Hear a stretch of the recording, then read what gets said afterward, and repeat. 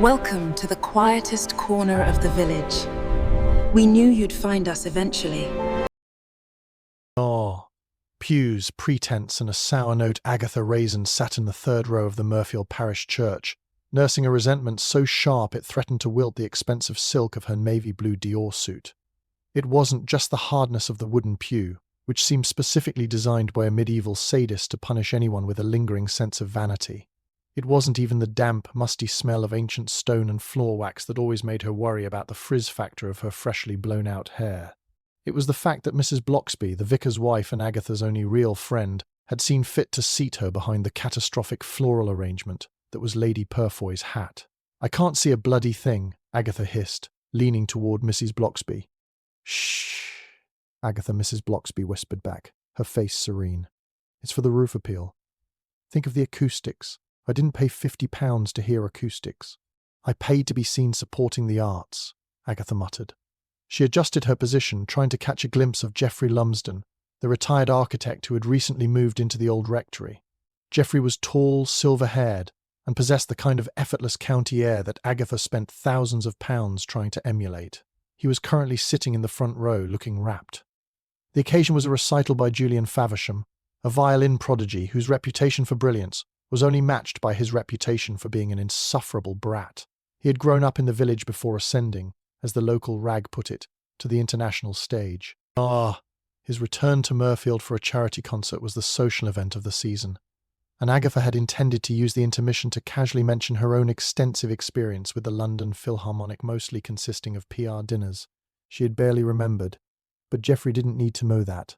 Julian Faversham strode onto the chancel, looking like a Regency hero who had lost his way to a duel. He was pale, thin, and dressed in black velvet that looked far too hot for a June afternoon. He didn't bow so much as incline his head with a look of profound boredom.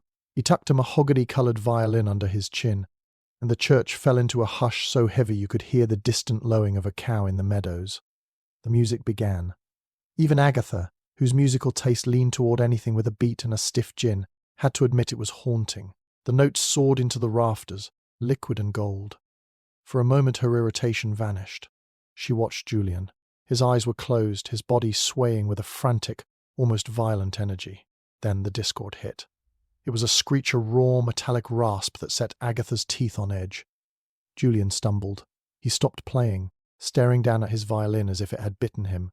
A murmur rippled through the pews. Lady Purfoy's hat bobbed with indignation. Julian took a deep breath, wiped sweat from his brow with a shaking hand, and began again. This time, the music was frantic, the tempo doubling. He looked possessed. His eyes flew open, darting toward the shadows of the north transept, then back to the front row. Agatha frowned. He didn't look like a virtuoso, he looked like a man who had seen a ghost. Suddenly, Julian let out a strangled gasp. The violin slipped from his fingers, clattering onto the stone floor with a hollow, sickening crack. He reached for his throat, his face turning a terrifying shade of plum. "Julian?" A woman's voice cried out from the frontie's mother, Cecilia Faversham.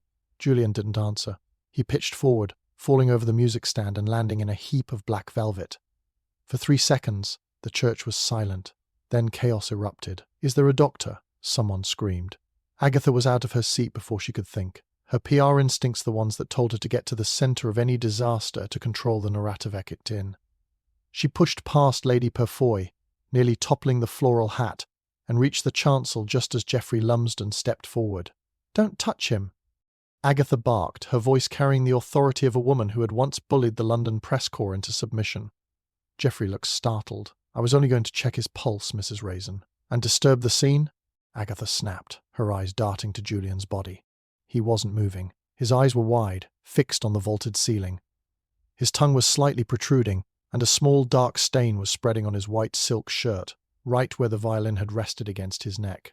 Mrs. Bloxby appeared at Agatha's side, her face pale. "Oh."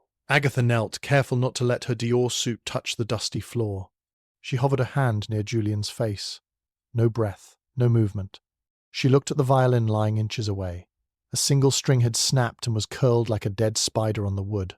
"He's dead," Agatha said, her voice surprisingly steady despite the thudding of her heart. She looked up. The villagers were crowding forward, a sea of horrified faces, floral prints, and tweed. Chaos. She saw a man in the shadows of the back pews slip out the side door. He was wearing a common wax jacket, but he moved with a grace that didn't belong in Mirfield. "Agatha," Mrs. Bloxby whispered. "Look at his hand." Julian's right hand was clenched tight.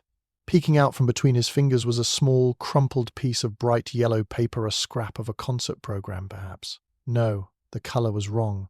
Agatha reached out, but a heavy hand landed on her shoulder. "That's enough, Mrs. Raisin." "Step back." She looked up into the weary, frustrated eyes of Detective Inspector Bill Wong. "Bill, thank God," Agatha said, standing up and smoothing her skirt. "I've already secured the perimeter. It's a clear case off Wells, something. He just dropped dead." "I can see that," Bill said, gesturing for the uniformed officers behind him to clear the church. "And I can also see you're practically standing on the evidence. Out you go, Agatha. This isn't a press junket." "I was merely assisting," Agatha said, her chin rising. "He looked at someone before he collapsed, Bill." "In the transept. Well, take statements. Now, please." Agatha allowed herself to be ushered toward the door, but not before she caught Geoffrey Lumsden's eye. He looked shaken, but he gave her a small, appreciative nod. "Well," Agatha thought, a flicker of her usual vanity returning, "at least he saw me take charge." As she stepped out into the bright Cotswold sunlight, the bells of the church began to toll not for the roof appeal, but for the dead. Agatha pulled a slim silver case from her handbag and lit a silk-cut cigarette, ignoring the no smoking sign on the lich gate. "A violin prodigy drops dead in a locked church full of witnesses," she mused, blowing a plume of smoke toward the sky. How very inconvenient for the charity appeal. "And for Julian," Mrs. Bloxby added softly, joining her. "Yes, yes, for him too," Agatha said dismissively. "But did you see his mother, Cecilia?" She didn't look shocked. She looked terrified. "And that violin, Mrs. Bloxby. Why would a world-class instrument just fall apart like that? It was a tragic accident, surely. A heart attack." Agatha's eyes narrowed. She remembered the plum-coloured face, the frantic tempo, and the way the music had turned sour just before the end. "A heart attack doesn't make a violin screech," Agatha said, her detective instincts the ones she always tried to suppress but never quite could beginning to itch. "There's a discord in this village, Mrs. Bloxby, and I intend to find out who's playing it." Chapter 2. The widow's weeds and secret greeds back in her cottage in Carsely. Agatha Raisin stood before her full-length mahogany mirror and glared at her reflection. The navy blue Dior suit, which had cost more than a decent second-hand car, was now haunted by the faint, lingering scent of church incense and the distinct vibe of a crime scene. Ruined, she snapped at her two cats, Hodge and Boswell, who were currently engaged in a silent staring contest on her Persian rug. The whole afternoon, utterly ruined. "I looked magnificent. I had Geoffrey Lumsden right where I wanted him, impressed by my cultural deptan Julian Faversham, had to go and expire on the floor like a dramatic Victorian heroine." She poured herself a stiff gin and tonic, the ice clinking aggressively against the glass. It wasn't that she didn't feel a modicum of pity for the boy who was young. After all, but Julian had always been a brat, and dying during the crescendo was just the sort of grandstanding Agatha found exhausting. However, as the gin began to take the edge off her social disappointment, her mind drifted back to the yellow scrap of paper in Julian's hand. And that screech. A violin string snapping was one thing, but that sound... It had been visceral, like metal grinding against bone. Her telephone rang. It was Mrs. Bloxby. "Agatha, dear, I've just come from the Faversham house. It's quite dreadful. Cecilia is inconsolable." "Inconsolable or merely inconvenienced?" Agatha asked, lighting a cigarette. "She didn't look like a grieving mother in that church, Margaret. She looked like she was waiting for the other shoe to drop." "She's a mother who has lost her only son," Mrs. Bloxby rebuked gently. "But there is talk. The village is buzzing." Apparently, Julian wasn't just here for the roof appeal. He was hiding. Agatha sat up straighter, her blue eyes narrowing. Hiding from what? Debt? A jealous lover? A critic with a crossbow? No one is sure. But the Red Lion is packed, and if you want to hear the latest, I suggest you get there before the evening rush ends. I am staying with the vicar. He's trying to draft a sensitive press release and keeps using the word discordant, which I've told him is in poor taste. "He'll be there in 20 minutes, Agatha said, already kicking off her heels and reaching for a pair of sensible but expensive loafers. The Red Lion in Mirfield was exactly the kind of pub Agatha usually avoided low ceilings that threatened her hair, a faint smell of wet dog, and a landlord who treated every customer like an intruder. But tonight the atmosphere was electric. The air was thick with the scent of ale and the delicious, frantic energy of a village with a fresh scandal. Agatha spotted Geoffrey Lumsden at the bar and smoothed her hair before marching over. "A tragic business, Geoffrey," she said, leaning against the brass rail. "I've been quite shaken. I am sensitive to the arts, you see. It hits one harder." Geoffrey turned, looking handsome and appropriately sombre. "Ah, Maestro Raisin. Yes, quite. I was just saying to the landlord it's a black mark on the village. And so public and peculiar," Agatha added, lowering her voice. "Did you notice the violin? It sounded wrong. Not like a world-class instrument at all. A man sitting nearby, a wiry fellow with a face like a dried apple, piped up. That's because it wasn't his, was it? Julian's Lord Wilton Gwanery is worth £4 million. He wouldn't bring that to a draughty church in the middle of nowhere." Agatha pivoted toward him. "And who are you?" "Arthur Pringle. Local luthier," the man said, wiping froth from his lip. "I fix fiddles. Julian brought his instrument to me 2 days ago. Said it needed a bridge adjustment. But when I saw him on that chancel today, he wasn't holding the Gwanery. He was holding a cheap German factory-made knockoff. A trade fiddle, worth £500, tops." Agatha's heart gave a little leap of predatory joy. "A switch? Were you saying Julian Faversham was playing a fake?" "Sounded like a fake, didn't it?" Pringle grumbled. "And if he had the real one, why play the junk? Unless he didn't have the real one anymore." "Sold it?" Geoffrey suggested. "I heard he'd been living beyond his means in London. Penthouse in Chelsea, fast cars." Agatha felt a familiar itch. This wasn't just a sudden death, it was a PR disaster with a side of grand larceny. She looked around the room. In the corner, sitting alone with a glass of sherry, was a woman Agatha recognized, Daphne Miller, Julian's former teacher, and a woman who had been famously snubbed when Julian went to the Royal Academy and never looked back. She was staring into her glass with a look that wasn't grief, but a grim sort of satisfaction. Agatha turned back to Geoffrey, flashing him her most winning, London-polished smile. "You know, Geoffrey, the police will focus on the biological. Bill Wong is a dear boy, but he lacks vision. He won't see the social undercurrents. I think I might drop by the Faversham house tomorrow, offer my services. For the PR, you understand. To protect the boy's legacy." "Very public-spirited of you, Agatha," Geoffrey said, looking impressed. "Oh, it's nothing," Agatha lied effortlessly. "I just hate to see a reputation tarnished. Especially when there's a £4 million violin missing." She finished her gin in one go. She needed to know what was on that yellow scrap of paper, and she needed to know why a virtuoso would die clutching a piece of trash while his masterpiece was missing. As she walked back to her car, she noticed a black sedan parked a few yards down the road. The driver was the same man she'd seen slipping out of the church, the one in the wax jacket. He didn't look like a villager. He looked like the kind of man who dealt in very expensive, very illegal things. Agatha climbed into her car, her mind racing. A fake violin, a missing fortune, and a man in a wax jacket, she muttered to the steering wheel. Forget the roof appeal. This is going to be much more interesting. Then a sobering thought struck her. Oh, she had told Geoffrey she was sensitive to the arts.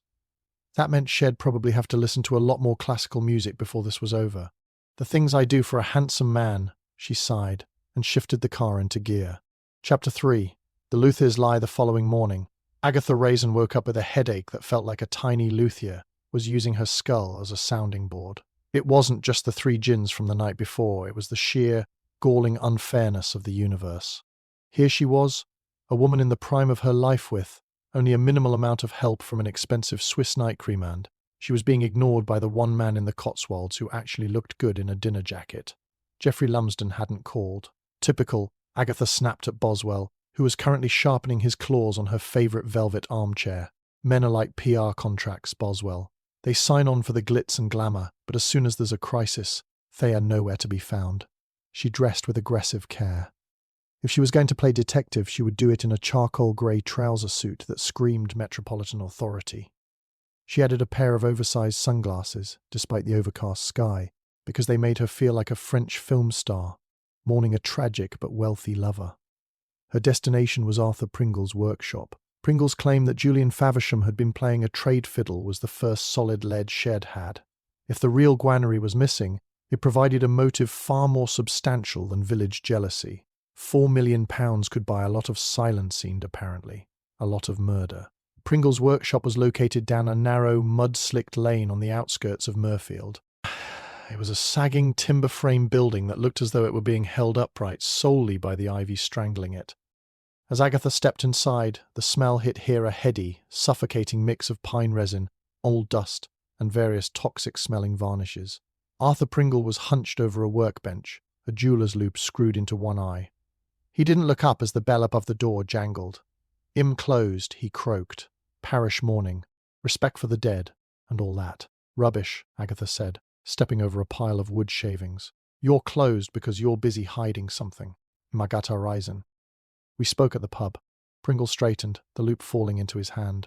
His eyes were watery and suspicious. I remember. The woman with the London voice and the expensive shoes.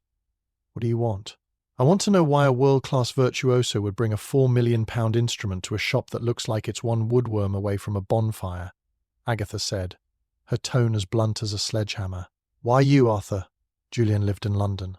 He had access to the best restorers in Europe. Why come to a man who fixes school violins in a shed? Pringle's face flushed a dull, mottled red. I taught him. Before he went off to his fancy academies, I was the one who showed him how to care for his bow. He trusted me.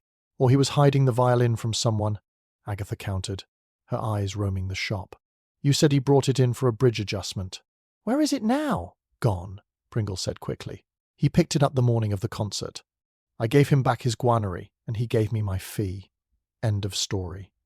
Then why, Agatha said, leaning over the workbench so her face was inches from his, was he playing a £500 piece of junk when he dropped dead? If he had the real one back, why use the fake? Pringle stammered, his hand shaking as he reached for a chisel. I don't know. Maybe he was worried about the damp in the church. These old instruments are temperamental. He probably left the real one at home for safety. Agatha didn't believe him for a second. Pringle was sweating a cold, oily perspiration that had nothing to do with the humidity of the workshop. Her gaze fell on a shelf behind him. Amidst the jars of glue and discarded bridges was a small, framed photograph. It showed a younger Julian looking uncharacteristically happy, standing next to a beautiful woman Agatha didn't recognize. Between them, they held a violin case. Who's that? Agatha asked, pointing. Nobody. Just a student, Pringle snapped, moving to block her view. She looks very much like the woman I saw Julian arguing with in the village square 2 days ago. Agatha lied. She hadn't seen Julian arguing with anyone, but years of PR had taught her that a well-placed lie often acted as a key to a locked mouth. Pringle's eyes darted toward the photo. That's impossible. Elena hasn't been in the village for years. Shish. She's in Italy. Elena who? Elena Vance. She was Julian's rival. Better than him, some said. But she didn't have the family name or the polish. She vanished after the guanery was gifted to Julian by that wealthy patron. Bitter. She was. Very bitter. Agatha felt a tingle of excitement. A rival. A missing masterpiece. And a luthier who was clearly terrified. Did Julian seem nervous when he came in, Arthur? Did he mention a man in a wax jacket? Pringle froze. The chisel slipped, gouging a deep splinter into the wood he was working on. I don't know what you're talking about. Look, Mrs. I've got work to do. If you want to play Miss Marple, go find a knitting circle. This is a place of business. I'm not playing, Agatha said, her voice dropping to a low, dangerous register. A man is dead, and if that violin is missing, the police will be looking for someone who knows how to handle such things. Someone like you. She turned on her heel and marched out, the bell jangling behind her like a mocking laugh. Outside, the air felt thin and cold. Agatha walked toward her car, but stopped when she saw a familiar silver BMW parked at the end of the lane. Detective Inspector Bill Wong was leaning against the hood, looking tired. Agatha, he sighed. I knew I'd find you here. I should just put a GPS tracker on your car and save myself the mileage. Conducting an inquiry, Bill. Pringle is lying through his teeth. He knows where that guanery is. Bill stood up, his expression uncharacteristically grim. Agatha, go home. This isn't just a village squabble over a missing fiddle. We've had the preliminary tox report back from the morgue. Agatha felt a cold knot form in her stomach. And Julian Faversham didn't have a heart attack, Bill said, lowering his voice. He was poisoned. A rare alkaloid likely absorbed through the skin. It causes muscle paralysis and respiratory failure. It's fast, and it's agonizing. Agatha thought of the small dark stain on Julian's white shirt, right where the violin had rested against his neck. The chinrest, she whispered. Someone put poison on the violin's chinrest. We don't know that yet, Bill said. But we can't find the instrument Julian was playing. It disappeared from the church in the chaos after he died. The man in the wax jacket, Agatha said urgently. I saw him, Bill. He left just as Julian fell. Bill shook his head. Witnesses say they saw you hovering over the body, Agatha. Some people even say you were trying to take something from his hand. Agatha's face heated with indignation. I was helping. And for your information, there was a piece of yellow paper. Save it for the formal statement, Bill interrupted. Just stay out of it, Agatha. If this is what I think it is, someone is playing for very high stakes. And you're just an amateur in a very expensive suit. He climbed into his car and drove off, leaving Agatha standing in the mud. Amateur? She hissed to the empty lane. I'll show him amateur. She reached into her pocket and felt the small, crumpled scrap of yellow paper shed, managed to snatch from the floor, while Bill was distracted yesterday. She hadn't looked at it yet. She pulled it out now, smoothing it against her thigh. It wasn't a program. It was a receipt from a high-end pawn shop in London, dated 3 days ago, and the item listed wasn't a violin. It was a Lord Wilton Guarnery violin Casimti. Chapter 4, The Bitter Strings of Rivalry Amateur. Agatha hissed, the word ricocheting around the interior of her car like a trapped hornet. The cheek of the man, the unmitigated flat-footed gall. She threw the pawnshop receipt onto the passenger seat. She had spent a decade in London making and breaking reputations for people who had more ego than talent. She had handled crises that would make a police procedural look like a Sunday school picnic. To be dismissed by Bill Wong, a man whose idea of a high-stakes interrogation was asking a shopkeeper if they'd seen a suspicious youth, was more than her pride could bear. She looked at the yellow snip again. Pawned. One antique violin case, double-arched green velvet lining. Item ID, GW 882. Loan amount, £800. Why would a man who owned a £4 million instrument pawn the case for a measly £800? It was like a queen pawning the box her crown came in while still wearing the jewels. Unless, of course, the jewels of the violin were already gone. He was broke, Agatha mused, tapping a manicured nail against the steering wheel. The London lifestyle Geoffrey mentioned. He pawned the case because Head already sold the violin, and the case was the last thing of value he had left. But if the violin was gone, why was he playing a trade fiddle covered in poison? Agatha put the car in gear. It was time for a professional consultation. She drove toward Highfield House, the Faversham estate. It was a sprawling, honey-coloured stone manor that looked as though it was struggling to keep its dignity amidst a sea of unmown grass and peeling window frames. As she pulled up the gravel drive, she saw a dark green Land Rover parked near the entrance. A tall woman in a wax jacket and mud-caked boots was unloading several large, ominous-looking floral arrangements. This was Daphne Miller, the former teacher Agatha had seen at the pub. Agatha climbed out of her car, smoothing her charcoal grey trousers. Heavy lifting for a Sunday, Daphne? The woman looked up. She had a face like a hawk-sharp, observant, and entirely humorless. The house is a mausoleum, Mrs. Raisin. It needs life, even if it's just the kind that wilts in a week. Cecilia isn't coping. I'm here to offer my services, Agatha said, adopting her most professional PR maven expression. In times of tragedy, the press can be vultures. Cecilia needs a buffer. Oh, someone who knows how to handle the Guardian and the Mail. Daphne wiped a smudge of dirt from her cheek. Cecilia needs a miracle, not a publicist. Julian was the only thing keeping this estate afloat. His concert fees paid the roof taxes. His recordings paid the staff. Now, I suspect the banks will be circling before the body is even cold. He was that successful? Agatha asked, leaning against the Land Rover. He was a brand, Daphne said, her voice tinged with a bitterness that made Agatha's ears prick up. A brand I built. I taught him everything. I gave him the foundation. And as soon as he got that guarnery from his anonymous benefactor, he dropped me like a broken string. Didn't even mention me in his Royal Albert Hall program. He had an anonymous benefactor, Agatha asked.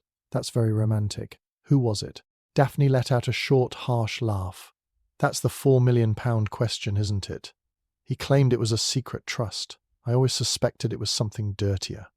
Julian wasn't just a musician, he was a shark. He'd do anything to stay on top, including stealing from a rival, Agatha ventured. Arthur Pringle mentioned a girl named Elena Vance. Daphne froze, a bundle of lilies clutched in her arms. Her eyes narrowed. Arthur should keep his mouth shut.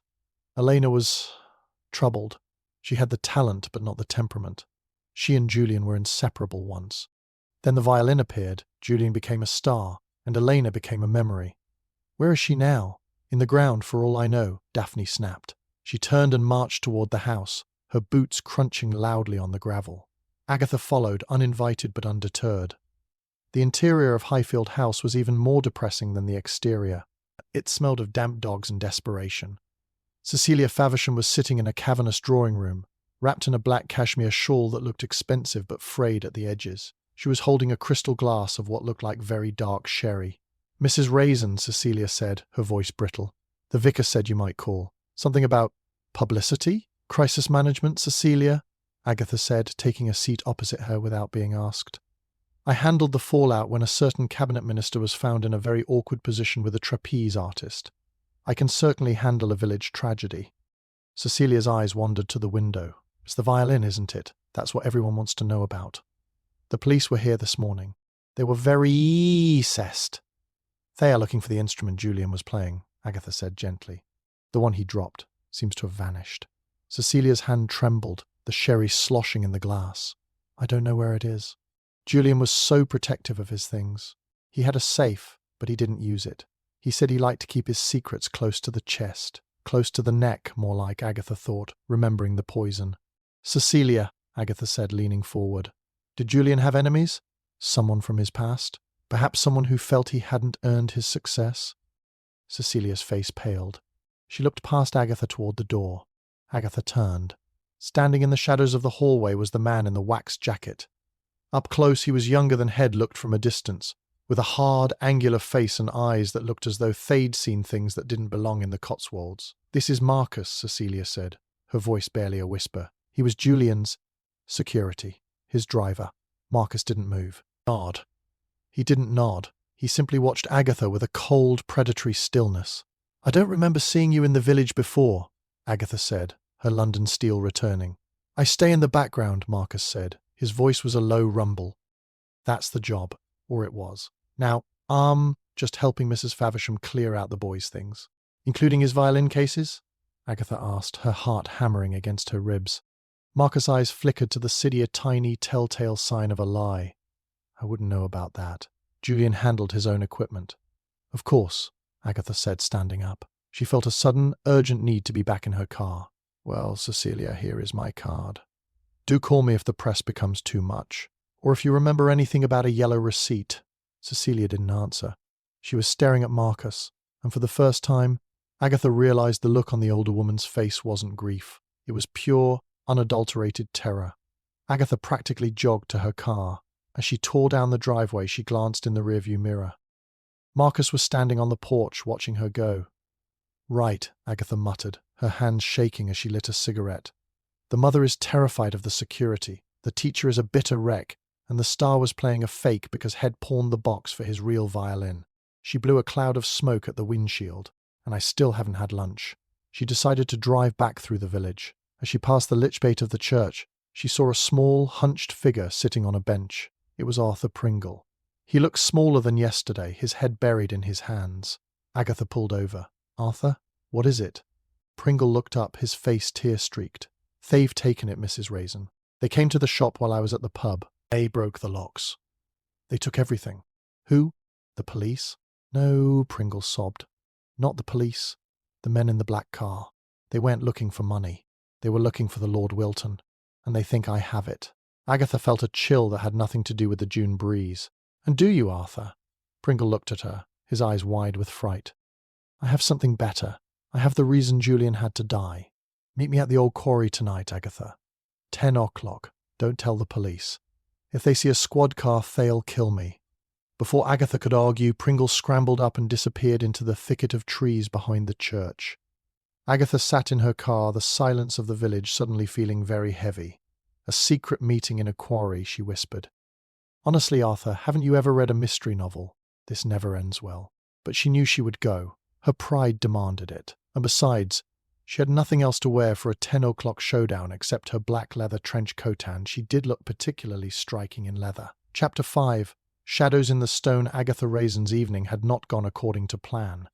Instead of a sophisticated dinner with Geoffrey Lumsden perhaps involving a bottle of crisp Chablis and some light flirting over a shared dessert was currently standing in her kitchen, poking a fork into a low-calorie Mediterranean medley microwave meal that looked suspiciously like wet cardboard.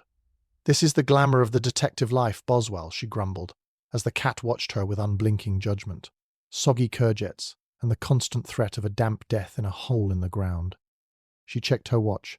9:15 p.m. The meeting at the old quarry was less than an hour away. Her pride told her that going alone was the only way to prove Bill Wong's amateur comment was the height of professional incompetence. However, her common-sensey, small, shrill voice she usually drowned out with gin reminded her that people who invited you to quarries at night in mystery novels rarely survived the final page. She went to her wardrobe and pulled out her black leather trench coat. It was a formidable garment, purchased in Bond Street during a particularly aggressive bout of retail therapy. It made her look like a high-end international assassin, or at the very least, a woman who knew exactly where to find the best truffle oil in Mayfair. She paired it with a pair of sturdy black trousers and her sensible boots, which still managed to have a 2-inch heel. "Right," she muttered, checking her reflection and applying a fresh coat of ravishing red lipstick. "If I'm going to be murdered, I refuse to look like a dowdy villager." The drive to the Murfield quarry took 20 minutes. The Cotswold landscape, so charming and honey-hued by day, transformed into something skeletal and forbidding under the pale moonlight. The dry stone walls looked like jagged teeth, and the shadows of the beech trees stretched across the road like skeletal fingers. Agatha pulled her car onto a gravel verge a few hundred yards from the quarry entrance. She didn't want the headlights to announce her arrival. As she stepped out, the silence hit her a heavy, suffocating weight. The only sound was the wind whistling through the gorse and the rhythmic crunch-crunch of her boots on the stones. The quarry was a massive, gouged-out bowl of limestone, its edges softened by decades of overgrowth. In the center, a rusted crane leaned precariously like a gallows. "Arthur?" Agatha whispered. Her voice sounded thin and tiny against the vastness of the stone. No answer. She flicked on her small silver torch, the beam cutting a weak path through the darkness. She navigated the steep, winding path down into the basin. The air grew colder, smelling of damp earth and ancient minerals. "Arthur Pringle, if this is a joke, I shall be very cross," she called out, her bravado wavering. "I have a very early hair appointment tomorrow, and I don't appreciate." She stopped. Her torch beam had landed on something white. It was a hand, pale and motionless, protruding from behind a large slab of fallen rock. Agatha's heart hammered against her ribs like a trapped bird. She moved closer, her breath coming in short, ragged gasps. It was Arthur. He was slumped against the rock, his eyes wide and fixed on the stars. There was no blood, no signs of a struggle. He looked almost peaceful, except for the terrifying shade of his skin, the same plum-purple hue that had claimed Julian Faversham on the chancel. "Oh, Arthur!" Agatha breathed, her knees turning to jelly. She knelt beside him, her professional distance evaporating into genuine horror. She saw Athena's small, glinting object clutched in Arthur's stiffening fingers. It wasn't the violin. It was a silver tuning fork, and wrapped around the handle was a thin, translucent wire. A sudden sound, sharp snap of a dry branch-achode from the top of the quarry. Agatha froze. She doused her torch, plunged into absolute terrifying darkness. Her ears strained. Crunch, crunch, crunch. Someone was walking along the rim above her. Marcus, her mind screamed. The man in the wax jacket. She pressed herself against the cold limestone, the leather of her coat creaking. She felt a wave of pure, unadulterated terror. Oh, she was trapped in a pit with a dead man and a killer was circling above. "Agatha?" a voice called out. It wasn't Marcus. It was a voice she knew, and that was smooth, cultured, and currently filled with a very convincing imitation of concern. "Agatha, are you down there?" It's Geoffrey Lumsden. "Mrs. Bloxby told me she saw you driving this way." I was worried. Agatha almost stood up. Almost. But then she remembered something. Mrs. Bloxby hadn't seen her leave. Her friend was at the vicarage with the parish council tonight. And Geoffrey. How did he know exactly where the quarry path was in the dark? She stayed silent, her heart thudding so loudly she was sure he could hear it. The footsteps stopped directly above her. "Agatha? It's quite dangerous here at night. Why don't you come out? We can go back to my place for a drink. I have a lovely 1985 port." The invitation was perfect. Too perfect. It was the kind of thing Geoffrey said to sound like the ideal Cotswold gentleman. After a long, agonizing minute, the footsteps began to move away. A car engine turned over in the distance, and the sound of tires on gravel faded into the night. Agatha didn't move for 10 minutes. When she finally stood, her legs were shaking so violently she had to lean against the rock for support. She looked down at Arthur one last time.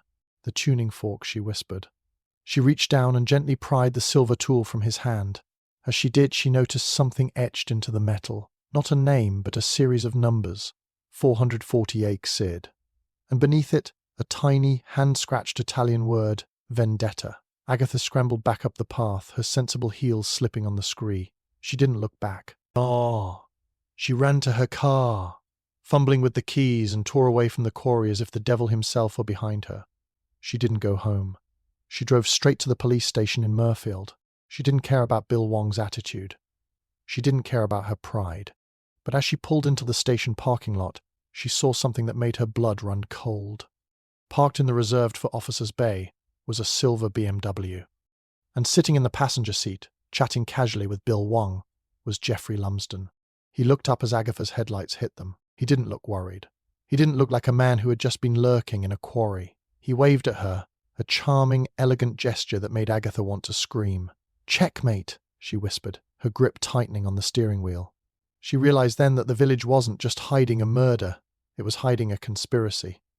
And the man she'd been trying to impress was the conductor of the whole bloody orchestra. Chapter 6. The poisoned harmony Agatha Raisin sat in her car, the engine idling with a low, rhythmic thrum that matched the pulsing of the headache behind her eyes. Through the rain-streaked windshield of the Murfield police station, the scene looked like a tableau of middle-class treachery. There was Bill Wong, looking young and earnest, and there was Geoffrey Lumsden, looking like the cover of Cotswold Life. They were laughing. "The bastard," Agatha hissed, her knuckles white on the steering wheel. The silver-haired, smooth-talking, port-drinking snake in the grass. She couldn't go in. Oh! If she walked in there now, babbling about dead luthiers and tuning forks, Geoffrey would simply tilt his head, offer a sympathetic, patronizing smile, and suggest to Bill that poor Agatha was perhaps feeling the strain of her age. She could almost hear the word menopausal hanging in the air like a bad smell. She threw the car into reverse, tires spitting gravel, and roared out of the parking lot. She needed a sanctuary. She needed a brain that wasn't currently clouded by betrayal and gin. She needed Mrs. Bloxby. 10 minutes later, Agatha was pacing the floor of the vicarage drawing room, her leather coat creaking with every agitated step. Mrs. Bloxby sat quietly, a cup of herbal tea held between her hands, watching Agatha with the patient expression of a woman who had spent 30 years listening to choir practice grievances. "He was there, Margaret." "At the quarry," Agatha cried, waving the silver tuning fork in the air. "He tried to lure me out with the promise of a vintage port. A vintage port, as if I'm some Victorian governess who can be bribed with a fortified wine." "And you're certain it was Geoffrey?" Mrs. Bloxby asked softly. "I know that voice. It's the voice of a man who spends too much time practicing his gracious host persona in the mirror. And then, to see him with Bill. He's playing both sides, Margaret. He's the one who told Bill I was hovering over the body. He's framing me while he's tucking into his Stilton." Agatha slumped into a chintz armchair, her bravado suddenly failing her. "And Arthur is dead. Another one, purple in the face. It's the same poison, Margaret. The same horrible skin-seeping death." Mrs. Bloxby set her tea down. "Agatha, look at the tuning fork again. You said it had a word on it." Agatha pulled it from her pocket, careful to hold it by the tines. "Ditta, en 447. Standard concert pitch." "Vengeance," Mrs. Bloxby mused. But for what? Julian was a success. He had the money, the fame, the violin. But he didn't have the violin, Agatha countered, her mind beginning to click back into PR mode. He had a pawn ticket for the case. He was playing a fake. And Arthur told me Julian's rival, Elena Vance, disappeared when Julian got that granary. What if the anonymous benefactor didn't buy that violin? What if he or Julian stole it? Agatha stood up, her blue eyes flashing with a renewed predatory light. And what if Geoffrey Lumsden isn't a retired architect at all? I've never seen him look at a blueprint, but he certainly knows his way around a crime scene. "What are you going to do?" Mrs. Bloxby asked, looking worried. "I'm going to do what I do best," Agatha said, straightening her charcoal grey trousers. "I'm going to dig up the dirt. If Geoffrey is the conductor, I need to find his sheet music." Agatha spent the next 3 hours hunched over her laptop in her own cottage, fueled by black coffee and sheer spite. She wasn't an expert in international art theft, but she knew how to navigate the murky waters of high society gossip and corporate records. She started with Geoffrey Lumsden. The retired architect had a very slim digital footprint, almost too clean. But then she searched the archives of the London Gazette from 20 years ago. There, buried in a list of liquidated firms, was Lumsden Vance Associates. Vance, Agatha whispered. Elena Vance. She kept digging. Geoffrey wasn't Elena's father, he was her uncle. And he hadn't been an architect. Oh. He had been an investment solicitor, the kind who managed private trusts for anonymous benefactors. The picture began to emerge, dark and jagged. Elena Vance had been the true prodigy. The granary had been hers, a family heirloom held in trust. But Julian Faversham, the golden boy of Mirfield, had wanted it. And somehow, with the help of a crooked solicitor and a greedy mother, the violin had been gifted to Julian, leaving Elena with nothing but a broken career and a bitter heart. He didn't just steal her violin, Agatha realized, staring at a grainy old photo of a young, hauntingly beautiful Elena. He stole her life. But where was Elena now? And where did the man in the wax jacket fit in? A soft thud at her front door made her jump. Agatha froze, her heart hammering. She crept toward the hallway, grabbing a heavy brass candlestick from the sideboard. "Who's there?" she barked, trying to sound like a woman who owned several large, aggressive dogs. No answer. She peered through the spy hole. The porch was empty. Slowly, she unbolted the door and pushed it open. Lying on the mat was a small, velvet-lined box. It looked like a jewelry box, but when Agatha opened it, her breath hitched. Inside was a single violin string, coiled like a snake. It was coated in a sticky, translucent resin that shimmered under the porch light. Attached to it was a small yellow tag, like the ones used in evidence lockers. On the tag, in elegant, looping handwriting, were the words, "The final movement begins tomorrow at the garden party. Wear something black, Agatha. It suits a funeral." Agatha slammed the door and locked it, her hand shaking so violently the candlestick clattered to the floor. The killer wasn't just hiding, they were watching. They were inviting her to the final performance. "Fine," Agatha hissed, leaning her back against the door. "You want a show? He'll give you a bloody extravaganza."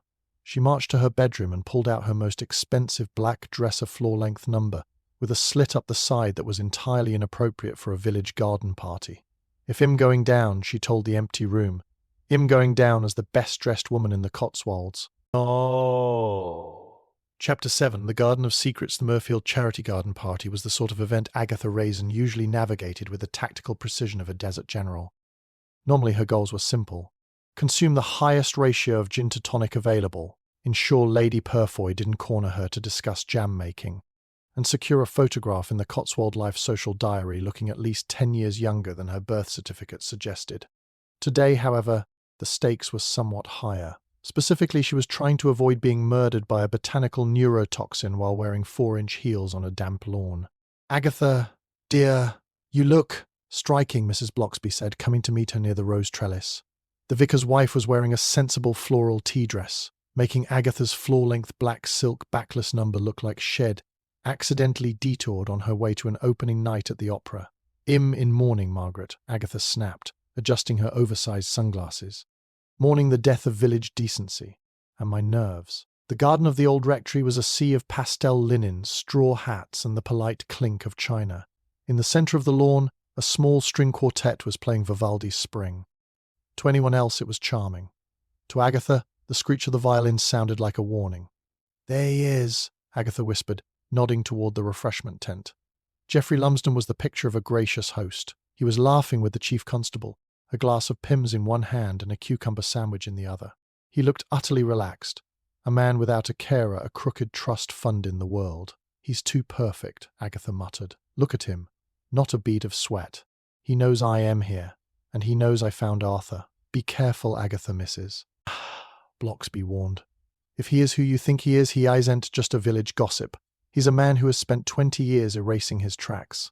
Then he'll just have to make some new ones," Agatha said, her jaw setting in that stubborn line that usually preceded a significant social disaster. She began her circuit of the garden. She didn't head for Geoffrey, she headed for the fringes. She spotted Daphne Miller standing near a weeping willow, looking even more haggard than she had at the Faversham house. Beside her was Marcus, the security man, his wax jacket replaced by a stiff, ill-fitting blazer. He looked like a wolf trying to pass as a sheepdog. Agatha marched straight up to them.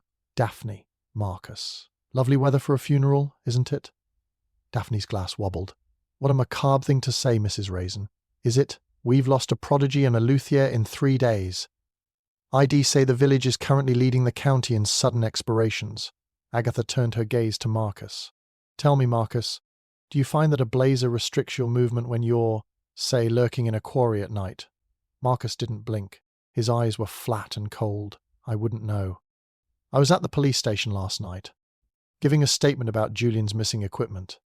Dai Wong can vouch for me. Agatha felt a prickle of irritation. An alibi. Of course he had an alibi. And you, Daphne? Agatha pressed. Where were you when poor Arthur was being silenced? I was at home grading papers, Daphne said, her voice trembling. And I don't appreciate being interrogated by a woman who looks like she's auditioning for the Merry Widow. I am not interrogating, Agatha lied. I'm merely observing. For instance, I've observed that none of you seem particularly interested in where the real granary is. £4 million is a lot of money to just let whistle in the wind. She caught a flicker of something in Daphne's eyes, and not greed, but a deep, hollow exhaustion. The violin is cursed, Agatha, Daphne whispered. It was stolen from a girl who loved it, and it killed the boy who used it. It's not an instrument anymore. It's a tombstone. Daphne turned and walked away, her shoulders slumped. Marcus lingered for a second, his shadow falling over Agatha. You're a nosy woman, Mrs. Raisin, he said softly. In my line of work, nosy people tend to have accidents. The Cotswolds are full of steep hills and deep ponds. Do be careful where you walk. He moved off toward the house, leaving Agatha standing in the shade of the willow. She felt a cold shiver go down her spine, but she refused to show it. She took a deep breath, downed the rest of her gin, and turned back toward the party. She saw Geoffrey Lumsden watching her from across the lawn.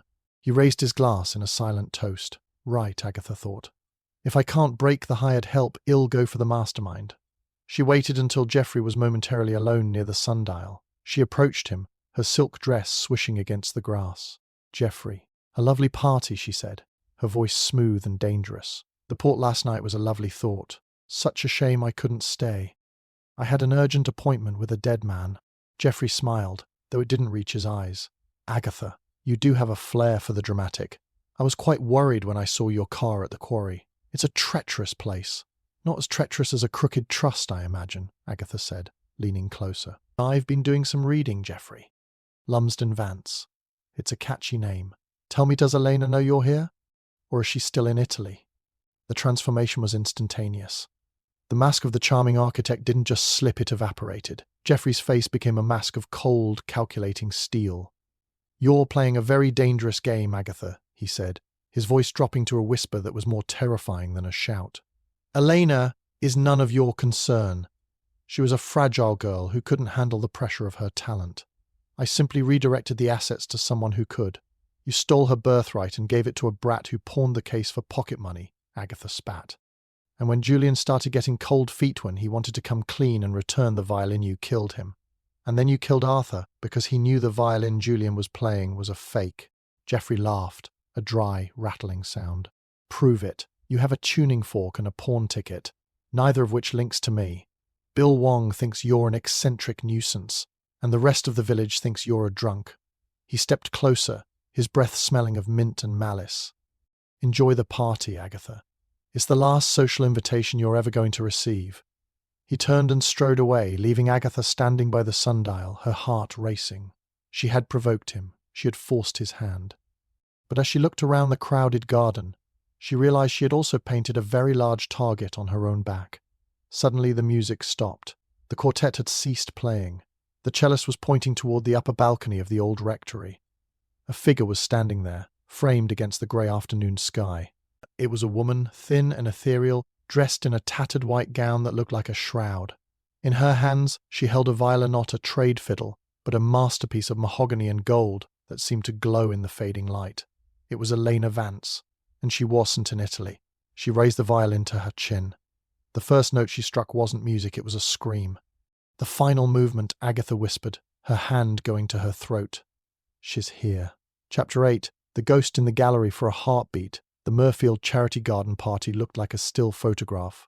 Lady Purfoy's cucumber sandwich remained frozen halfway to her mouth. The chief constable's laughter died in his throat. and the sun, momentarily breaking through the Cotswold clouds, glinted off the honeyed wood of the violin held by the woman on the balcony. Elena Vance did not look like a world-class musician. She looked like a ghost that had been dragged through a briar patch. Her dark hair was a bird's nest of tangles, and her white gown, which Agatha realized with a shudder, was an old-fashioned silk slip clung to a frame that was painfully thin. Then she began to play. It was Vivaldi. It wasn't anything Agatha recognized from her brief, forced forays into culture. It was a jagged mourning lament that seemed to pull the very air out of the garden. The notes didn't soar, they wept. They carried the weight of 20 years of silence, of a stolen career, and a mind pushed past the brink of reason. Eleanor. Geoffrey Lumsden's voice cracked across the lawn, stripped of its polished architectural charm. He dropped his Pym's glass, the crystal shattering on the stone path. Get down from there. You're not well. Elena didn't stop. She didn't even look at him. Oh, her eyes were fixed on the horizon, her bow arm moving with a frantic skeletal grace. Bill! Do something. Agatha shouted, grabbing Dai Wong's arm so hard he winced. Tots de guarnery. That's the £4 million violin. Bill Wong was already moving, his professional instincts finally overriding his confusion. Police. Everyone stay back. Marcus, get away from that ladder. Marcus, who had been creeping toward the side of the house with the silent intent of a predator, stopped. He looked at Geoffrey, then at Bill, and finally at the woman on the balcony. For the first time, Agatha saw a flicker of something like pity in his hard, angular face. She's finished, Lumsden, Marcus said, his voice carrying over the music. The boy is dead. The luthier is dead. There's nothing left to protect. Agatha felt the ground shift beneath her feet. The boy is dead, she repeated. Julian.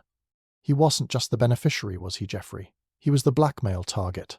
She pushed through the crowd, her black silk dress snagging on a rosebush, but she didn't care. She reached the base of the balcony just as the music reached a screaming crescendo and stopped abruptly. The silence that followed was more deafening than the music. Elena leaned over the railing, the violin clutched to her chest like a child. He wanted to give it back, she whispered, her voice surprisingly clear. Julian came to see me. In the little cottage by the woods where Geoffrey kept me, he cried. He said his hands felt like they were covered in lead every time he touched it. Agatha looked at Geoffrey. He was pale, his face a mask of sweating stone. He was going to confess at the concert, Elena continued, her eyes drifting down to Agatha. He was going to tell everyone how Uncle Geoffrey sold my soul to buy a rectory. But Uncle Geoffrey doesn't like confessions. Thea so. Bad for the portfolio. She's delusional, Geoffrey shouted, looking around at the horrified villagers. She's been in psychiatric care for years. Marcus, get her down. I am not delusional, Geoffrey, Elena said, a ghost of a smile touching her lips. I am just a very good chemist. You taught me that, remember? You said if I couldn't play, I should at least be useful in the laboratory. Agatha's blood ran cold. The skin absorbed poison. The purple faces. The chinrest, Agatha breathed. You didn't poison it, did you, Geoffrey? She did. Elena looked at Agatha, her eyes shining with a terrifying brilliance. He stole my life, so I gave him a gift.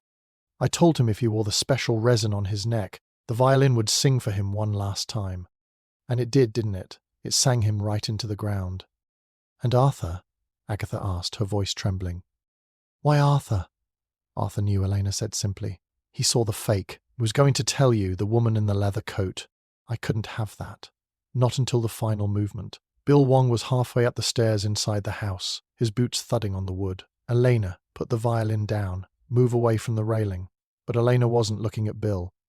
She was looking at Geoffrey. You thought you were the conductor, Uncle, she said, her voice dropping to a hiss. But you forgot that the soloist always gets the last word. Before anyone could move, Eleanor raised the violin one last time, but she didn't play. She held it by the neck and swung it with all her remaining strength against the stone pillar of the balcony. Oh! The sound was sickening, the crack of 400-year-old wood, the snap of strings like pistol shots. £4 million of history disintegrated into a cloud of splinters and varnish. No! Geoffrey shrieked, lunging forward as if he could catch the falling pieces. Elena didn't wait. She climbed onto the railing, her white slip fluttering in the wind. For a second she looked like a bird about to take flight, a broken, beautiful thing seeking the sky. Agatha! Mrs. Bloxby screamed. Agatha didn't think. She threw herself forward, her expensive heels skidding on the grass, reaching out as Elena tipped into the void. She caught a handful of white silk. The force of the fall jerked Agatha's arms almost out of their sockets, slamming her chest first against the stone foundation of the house. She groaned, the air leaving her lungs in a painful rush, but she didn't let go.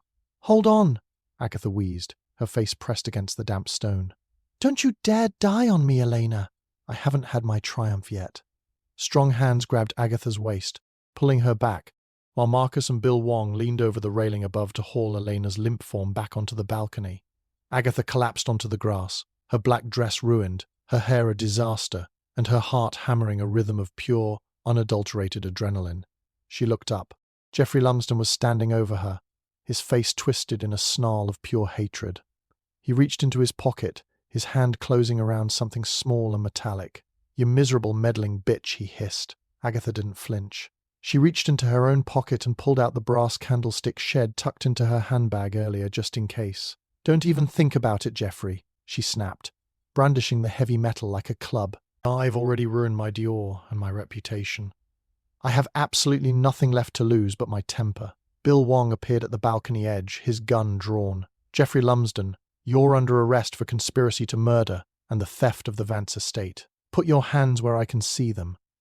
Geoffrey looked at the gun, then at the splinters of the granary scattered on the lawn, and finally at Agatha. He slumped, the fight leaving him as quickly as it had come. Agatha sat on the grass, breathing hard. She looked at the ruined violin, then at the weeping woman being led away by Bill. "Well," Agatha muttered, reaching into her bag for a crumpled cigarette. That was certainly more dramatic than the roof appeal. Chapter 9. The final discord, the aftermath of a village scandal, is rarely as quiet as the poetry suggests. In Mirfield, the silence following the destruction of the Lord Wilton granary was replaced almost instantly by the shrill, frantic cacophony of sirens, shouting, and the rhythmic clicking of high heels on stone as the Cherokee guests fled the lawn like colourful, terrified birds. Agatha Raisin remained sitting on the grass, her back against the cold foundation of the old rectory. Her black silk dress was smeared with mud and moss, a ladder ran the length of her stockings, and one of her 4-inch heels had snapped off cleanly at the base. She looked, in her own estimation, like a high-class refugee from a shipwreck. "Agatha, dear, are you quite intact?" Mrs. Bloxby was beside her, fluttering a lace handkerchief. "I'm alive, Margaret." "My dignity, however, is currently in intensive care," Agatha wheezed, accepting a hand up. She wobbled on her one remaining heel, looking down at the splinters of the £4 million violin scattered across the lawn like autumn leaves.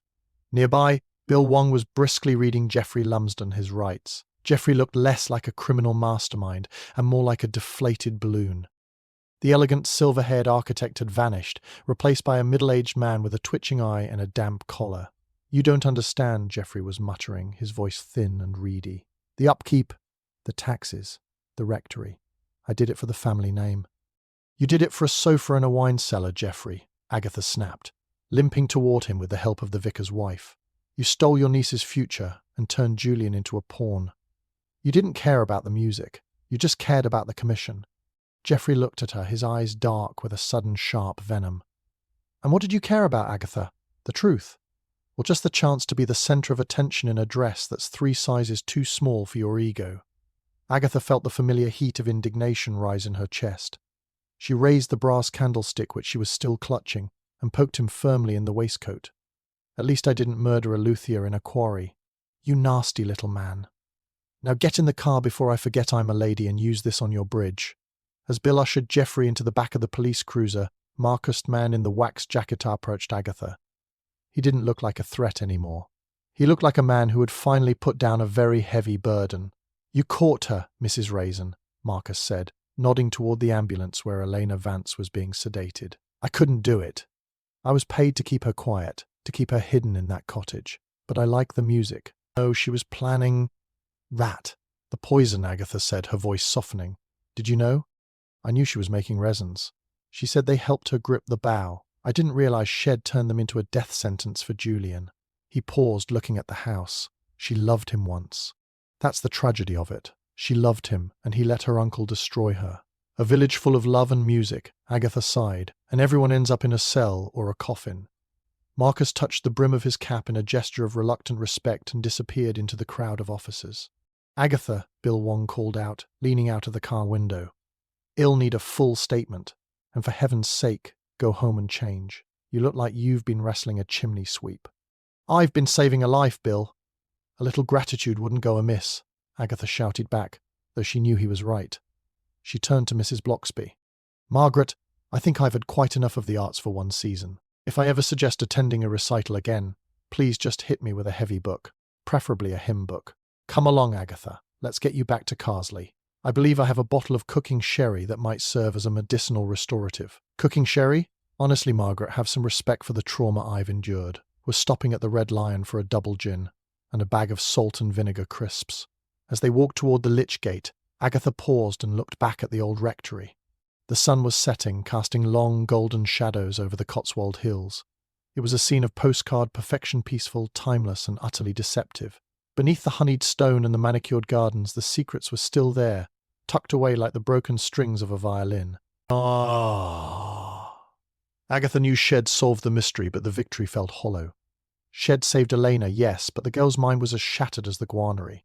She felt a sudden, sharp pang of loneliness. She thought of Geoffrey's betrayal, Julian's greed, and the way her own pursuit of a handsome man had led her into a pit of death. "Is it worth it, Margaret?" Agatha asked quietly as they reached the car. "The prying? The poking? Everyone hates me for it." Mrs. Bloxby smiled, her eyes kind. "They don't hate you for the truth, Agatha.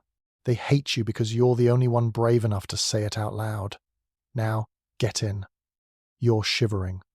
Agatha climbed into the passenger seat, leaning her head against the window. She was exhausted, her feet ached, and she was fairly certain Shed have a bruise on her chest the size of a dinner plate. But as the car pulled away, she saw a silver BMW following them, Geoffrey's Carno being driven by a young constable. Agatha sat up straighter, a familiar glint returning to her eyes.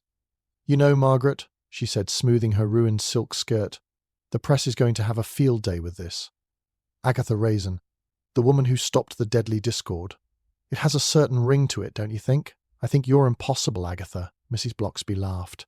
"Precisely," Agatha said, lighting a cigarette and blowing a defiant plume of smoke out the window.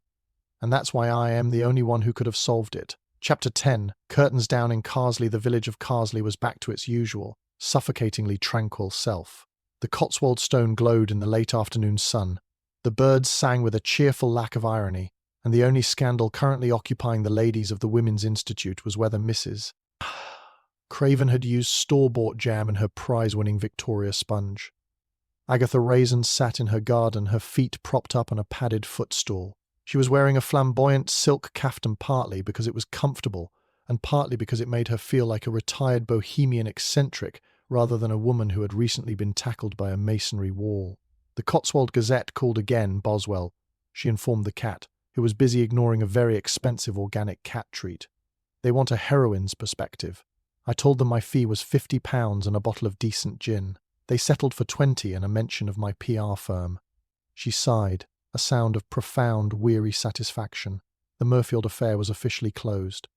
Geoffrey Lumsden was awaiting trial for a laundry list of financial crimes, and accessory to murder Elena Vance was in a secure psychiatric facility, where, according to Bill Wong, she spent her days playing a silent violin made of cardboard, and the late Julian Faversham's reputation was currently being dismantled by the London music critics with a ferocity usually reserved for politicians. A shadow fell across her lawn. Agatha peered over her sunglasses. It was Mrs. Bloxby, carrying a wicker basket that smelled divinely of fresh scones. "Agatha, dear, I thought you might be feeling reflective," the vicar's wife said, taking the chair opposite her. "I'm feeling brised, Margaret, physically, emotionally, and financially. Do you know how much it costs to have bloodstains removed from silk? It's highway robbery." Mrs. Bloxby set the basket down. "The village is talking, you know. They say you saved that poor girl's life. Even Lady Purfoy admitted you showed remarkable grit for a woman of your background." Agatha's eyes snapped open. "My background?" "He'll have her know my background involves managing the egos of half of Fleet Street. A crumbling balcony is a walk in the park compared to a disgruntled fashion editor." She reached for a scone, slathering it with an unholy amount of clotted cream. "But it's a hollow victory, Margaret. The violin is gone. £4 million of history, turned into kindling because of one man's greed and one girl's broken heart. Perhaps it's better that way," Mrs. Bloxby said softly. "The music was already gone, Agatha. Once it became a tool for blackmail and theft, it wasn't an instrument anymore. It was a weapon." Agatha chewed thoughtfully. "I suppose." But I did like the look of that silver BMW Jeffrey drove. I was hoping to see more of I tanned him. It's so difficult to find a man in this county who knows how to tie a bow tie properly without looking like a headwaiter. There will be others, Agatha. Hopefully ones without a penchant for poisonous resins. The telephone rang inside the cottage. Agatha scrambled up, her caftan fluttering behind her. She returned a few minutes later, her face flushed with a mix of irritation and triumph. "That was Bill Wong," she said, sitting back down. "He wanted to thank me, officially. He said the toxicology report confirmed the resin Elena used was a derivative of Aconitum monkshood. It grows in the rectory garden. Jeffrey'd been helping her process it for years, telling her it was a traditional varnish ingredient. So he provided the means, even if she pulled the trigger," Mrs. Bloxby mused. "Exactly. And Bill said they found the yellow paper I mentioned. It wasn't just a pawn receipt. On the back, Julian had written a full confession. He was going to read it out before his final piece. He wanted to clear his conscience, Margaret. He wanted to go back to being a nobody if it meant he could sleep at night." Agatha looked out over the rolling hills, her expression uncharacteristically soft. He wasn't a total brat, then. Just a boy caught in a very expensive trap. They sat in silence for a moment, the peace of the afternoon only disturbed by the distant sound of a lawnmower. Agatha felt a familiar, restless itch beginning to stir. The mystery was over, the excitement had faded, and she was once again a middle-aged woman in a quiet village with nothing to look forward to but the next parish council meeting. "Margaret," Agatha said suddenly, her blue eyes gleaming, "did you hear about the new residents at the manor house?" A retired colonel and his 3 award-winning Labradors. Mrs. Bloxby suppressed a smile. "I believe I heard something about a missing silver trophy from the last dog show. Very mysterious." Agatha sat up straighter, her hand going to her hair. "A missing trophy? Well, that sounds like a job for someone with professional instincts. Someone who knows how to handle a delicate social situation." "Agatha, surely you're not thinking I'm thinking," Agatha interrupted, "that I have a very striking tweed suit that hasn't seen the light of day in months, and I've always been very fond of Labradors." She stood up, the caftan swirling around her legs. Her pride was restored, her loneliness momentarily forgotten, and her sense of purpose, however nosy and tactless was, fully recharged. "I'll just pop over there tomorrow morning," Agatha said, a sharp-witted smile spreading across her face. "To welcome them to the village, of course. It's only polite. As Mrs. Bloxby watched her friend march back into the cottage. She couldn't help but shake her head. The Cotswolds might be picturesque and quiet, but as long as Agatha Raisin was around, they would never, ever be boring. Agatha paused in the doorway, looking back at her garden. "And Margaret, make sure you bring those scones to the manor house. We're going to need a distraction while I check the trophy cabinet." Chapter 11, Londinium and the Velvet Lining. Agatha Raisin had always maintained that the only cure for a Cotswold-induced bout of melancholy was a sharp, aggressive dose of London. The village of Carsely was all well and good for quiet reflection and the occasional murder, but it lacked the specific, frantic energy of a city that didn't care if your jam was store-bought or if your hair was suffering from a 3-day-old blowout. The drive to London, however, was proving to be a ghastly mistake, as Agatha shouted at a delivery van that had the audacity to exist in the same zip code as her silver BMW. "Move it, you Neanderthal," she snapped, leaning on her horn. But pride was currently bolstered by a stunning cream-coloured trench coat and a pair of sunglasses so large they made her look like a stylish insect. She was on a mission. The yellow pawn receipt from Silverman's Antique Appraisals was burning a hole in her handbag. She told herself she was doing it for the case, for the integrity of the investigation. In reality, Agatha couldn't stand the thought of an unfinished narrative. She needed to see the box that had once held a £4 million secret. Silverman's was located in a narrow, prestigious street off Marylebone High Street. It was the kind of establishment that didn't have a sign, only a discreet brass plate and a window display consisting of a single, exceptionally dusty Fabergé egg. Agatha marched inside, the bell chiming with a cultured, expensive tink.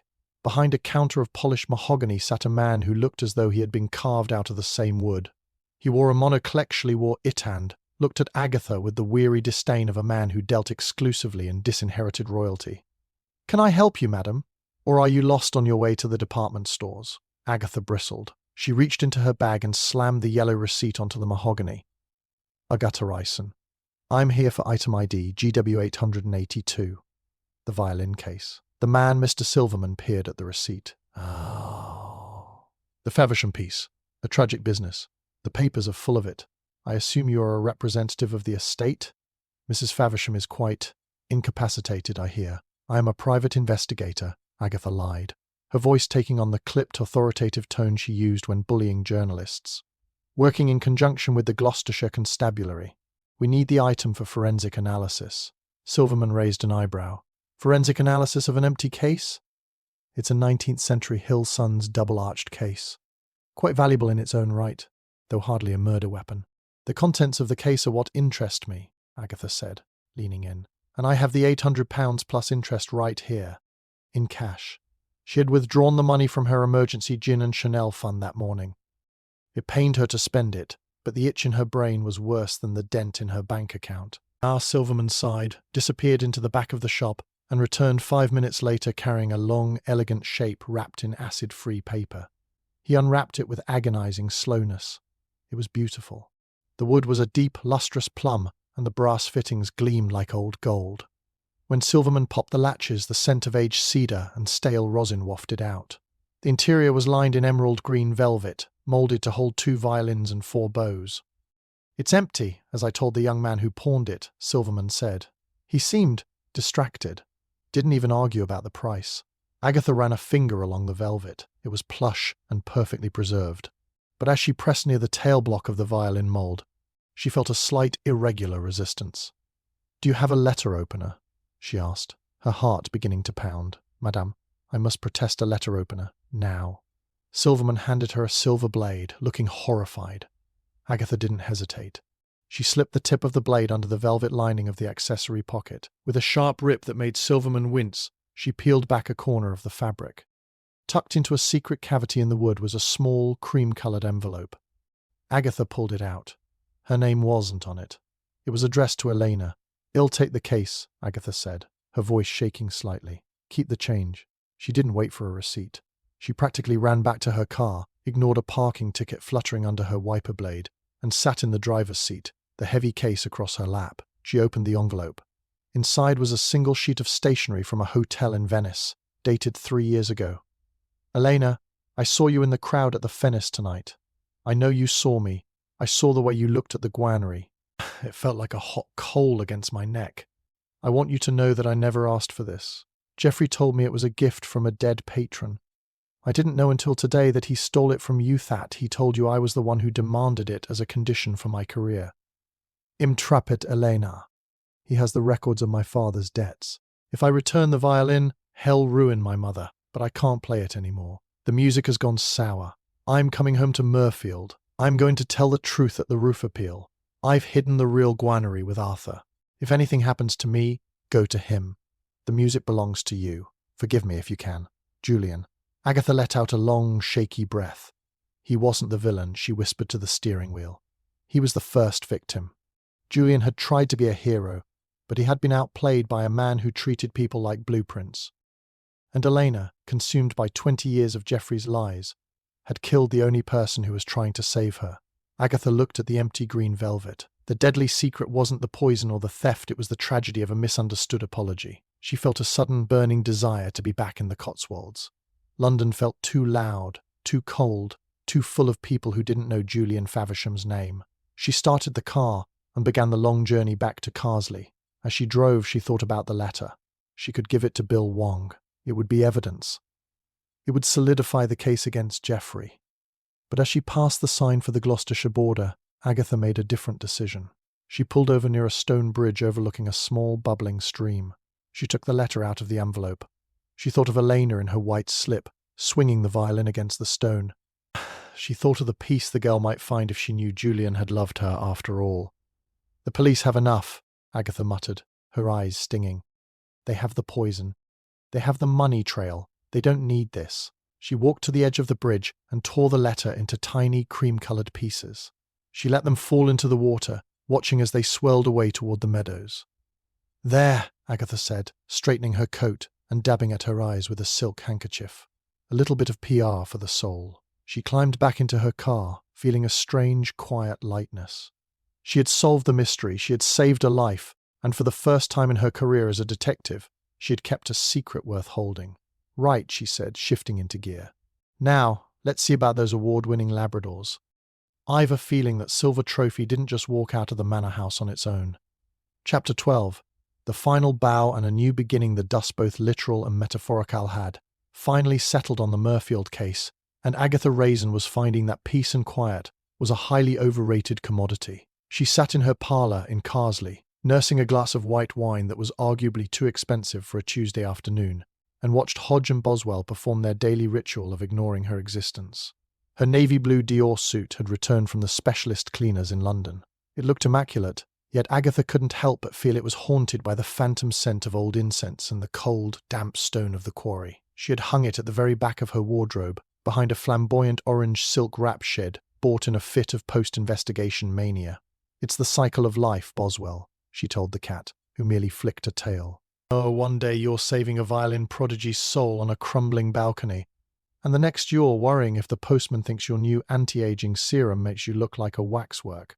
The afternoon mail had brought a flurry of thank-you notes, most of which were thinly veiled requests for Agatha to stay away from various upcoming village events. The vicar had sent a particularly polite card thanking her for her energetic participation in the roof appeal, which Agatha translated as "Please don't come to the harvest festival, we can't afford the insurance hike." There is also a brief, scrawled note from Bill Wong. "Agatha, Geoffrey Lumsden has been formally charged. He's singing like a canary, mostly blaming everyone else, but the paper trail you pointed us toward is solid. Elena is in a private clinic. She's stable, though she doesn't say much. She did ask if the lady in the leather coat was still cross with her. I told her you were too busy being a celebrity to be cross. Don't let it go to your head. Bill." Agatha smiled, a sharp, genuine thing. Celebrity. He has such a charming way of stating the obvious. The door knocker clattered, and Mrs. Bloxby entered, looking characteristically serene despite the fact that she was carrying a stack of parish newsletters that would have defeated a lesser woman. "Agatha, dear!" "I've just come from the post office. The whole village is talking about your London trip. They say you went to Scotland Yard to hand over secret files. It was a pawn shop in Marylebone, Margaret. People really must stop exaggerating," Agatha said, though she didn't sound particularly displeased. She stood up and smoothed her caftan. "But I did find something. A final discord, you might say." "The letter?" Mrs. Bloxby asked softly. "Oh." She'd been the only one Agatha had told about the shredded stationery by the bridge. "Yes, it's gone now. Into the Severn and out to sea. Some truths are like cheap perfume, Margarethier, better left to evaporate before they give everyone a headache. Elena doesn't need to know she killed the man who was trying to save her. She has enough ghosts to keep her company." Mrs. Bloxby nodded, her eyes warm with a respect that Agatha usually had to work much harder to earn. "You have a surprisingly kind heart, Agatha, beneath all of this." She gestured vaguely at Agatha's towering hairstyle and the aggressive decor of the room. "Nonsense. I did it because I didn't want the paperwork," Agatha lied, though her voice lacked its usual bite. She turned toward the window, her gaze shifting toward the manor house at the edge of the village. The new residents, the Colonel and his prize-winning Labradors, had been the talk of the grocery store that morning. Apparently the Colonel was a widower, quite wealthy, and possessed a set of shoulders that did wonders for a tweed jacket. "So," Agatha said, her tone shifting into a familiar predatory gear, "about this missing silver trophy. I hear it was a solid silver Victorian chalice, one at the Crufts of 2024. Mrs. Bloxby sighed, but there was a twinkle in her eye. "The Colonel is quite distraught. He says the security system didn't even beep. He suspects an inside jobber, perhaps a local rival who was jealous of his bitch perfect top line, whatever that means." Perfect top line indeed, Agatha mused, her mind already spinning a web of social invitations and strategic coincidences. It sounds like a case that requires a woman of the world. Someone who can talk to a colonel on his own level. Military families can be so, they need a bridge to the community. And you're that bridge, I assume. "I am the entire motorway, Margaret." Agatha marched to the hall mirror and adjusted her earrings. "Ill start by accidentally walking the cats near his gate. Do you think I can put a leash on Hodge?" "I think Hodge would see you in the afterlife first, Agatha." "True. Perhaps it'll just carry him. It looks more nurturing." Agatha's reflection looked back at her determined, a little vain, and entirely ready for the next disaster. The Murfield murder had taken its toll, but it had also reminded her that she wasn't ready to fade into the background of Cotswold life. She was Agatha Raisin. She was a woman who could stare down a killer in a silk dress and tear up a tragic confession for the sake of a broken girl's sanity. As she watched Mrs. Bloxby depart, Agatha felt a familiar rush of adrenaline. The loneliness that often crept in during the quiet Carsely evenings was held at bay by the thrill of the hunt. She reached for the telephone. She had a colonel to charm, a trophy to find, and a village to disrupt. "Dala? Murfield Manor?" she said, her voice dropping into its most cultured London-polished register. "This is Agatha Raisin. I believe we have a mutual acquaintance in the Chief Constable." "Yes, quite. I heard about your dreadful loss, the trophy, I mean. It's a scandal. As a professional in the field of public relations and discreet inquiries, I felt I simply had to reach out." She winked at her reflection. The final bow of the violin mystery had been taken, but the curtain was already rising on the next act. Yes, tomorrow at 4 would be lovely. He'll bring the scones. And my expert eye. Agatha hung up, her heart light. The music might have stopped in Murfield, but in Carsely, the play was only just beginning.